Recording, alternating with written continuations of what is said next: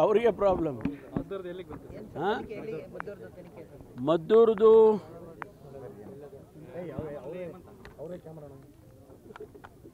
ಈಗ ಸಾಮಾನ್ಯ ಸ್ಥಿತಿಗೆ ಬಂದಿದೆ. ಏನು ಈಗಾಗಲೇ 15 ಜನನ ಅರೆಸ್ಟ್ ಮಾಡಿದರೆ, ಇನ್ನೂ ಒಂದು 4-5 ಜನರನ್ನ ಹುಡುಕ್ತಾ ಇದ್ದಾರೆ. ಅದು ಒಂದು ಭಾಗ. ಅಂದರೆ ಈಗ ಶಾಂತಿ ಬಂದಿದೆ. ಹೊರಗಿನಿಂದ ಜನಗಳು ಹೋಗಿ ಸುಮಾರು ಜನ ಹೊರಗಿನಿಂದ ಹೋಗಿದ್ದರು ಅಂತೇಳಿ ಒಂದು ಇನಿಷಿಯಲ್ ಆಗಿ ಬಂದಂಥ ವರದಿಯಲ್ಲಿತ್ತು. ಅದನ್ನು ವೆರಿಫೈ ಮಾಡ್ತಾ ಇದ್ದೀವಿ.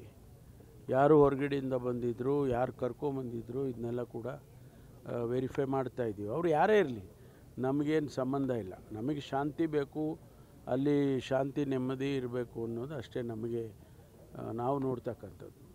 ಹಿಂದೆ ಅವರು ಈಗ ಮೊದಲನೇದಾಗಿ ಕಲ್ಲು ಹೊಡೆದಿದ್ದರು, ಅವತ್ತು ರಾತ್ರಿಯೇ 15 ಜನನ ಅರೆಸ್ಟ್ ಮಾಡಿದರು.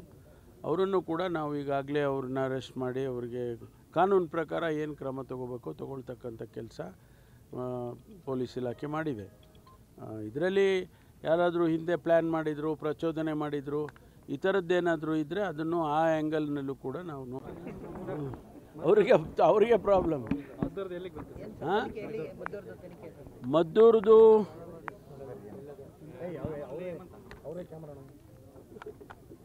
ಈಗ ಸಾಮಾನ್ಯ ಸ್ಥಿತಿಗೆ ಬಂದಿದೆ. ಏನು ಈಗಾಗಲೇ 15 ಜನನ ಅರೆಸ್ಟ್ ಮಾಡಿದರೆ, ಇನ್ನೂ ಒಂದು 4-5 ಜನರನ್ನ ಹುಡುಕ್ತಾ ಇದ್ದಾರೆ. ಅದು ಒಂದು ಭಾಗ. ಅಂದರೆ ಈಗ ಶಾಂತಿ ಬಂದಿದೆ. ಹೊರಗಿನಿಂದ ಜನಗಳು ಹೋಗಿ ಸುಮಾರು ಜನ ಹೊರಗಿನಿಂದ ಹೋಗಿದ್ದರು ಅಂತೇಳಿ ಒಂದು ಇನಿಷಿಯಲ್ ಆಗಿ ಬಂದಂಥ ವರದಿಯಲ್ಲಿತ್ತು. ಅದನ್ನು ವೆರಿಫೈ ಮಾಡ್ತಾ ಇದ್ದೀವಿ. ಯಾರು ಹೊರಗಡೆಯಿಂದ ಬಂದಿದ್ದರು, ಯಾರು ಕರ್ಕೊಂಬಂದಿದ್ರು, ಇದನ್ನೆಲ್ಲ ಕೂಡ ವೆರಿಫೈ ಮಾಡ್ತಾ ಇದ್ದೀವಿ. ಅವರು ಯಾರೇ ಇರಲಿ, ನಮಗೇನು ಸಂಬಂಧ ಇಲ್ಲ. ನಮಗೆ ಶಾಂತಿ ಬೇಕು, ಅಲ್ಲಿ ಶಾಂತಿ ನೆಮ್ಮದಿ ಇರಬೇಕು ಅನ್ನೋದು ಅಷ್ಟೇ ನಮಗೆ ನಾವು ನೋಡ್ತಕ್ಕಂಥದ್ದು. ಹಿಂದೆ ಅವರು ಈಗ ಮೊದಲನೇದಾಗಿ ಕಲ್ಲು ಹೊಡೆದಿದ್ದರು, ಅವತ್ತು ರಾತ್ರಿಯೇ 15 ಜನನ ಅರೆಸ್ಟ್ ಮಾಡಿದರು. ಅವರನ್ನು ಕೂಡ ನಾವು ಈಗಾಗಲೇ ಅವ್ರನ್ನ ಅರೆಸ್ಟ್ ಮಾಡಿ ಅವರಿಗೆ ಕಾನೂನು ಪ್ರಕಾರ ಏನು ಕ್ರಮ ತಗೋಬೇಕು ತಗೊಳ್ತಕ್ಕಂಥ ಕೆಲಸ ಪೊಲೀಸ್ ಇಲಾಖೆ ಮಾಡಿದೆ. ಇದರಲ್ಲಿ ಯಾರಾದರೂ ಹಿಂದೆ ಪ್ಲ್ಯಾನ್ ಮಾಡಿದರು, ಪ್ರಚೋದನೆ ಮಾಡಿದರು, ಈ ಥರದ್ದೇನಾದರೂ ಇದ್ದರೆ ಅದನ್ನು ಆ ಆ್ಯಂಗಲ್ನಲ್ಲೂ ಕೂಡ ನಾವು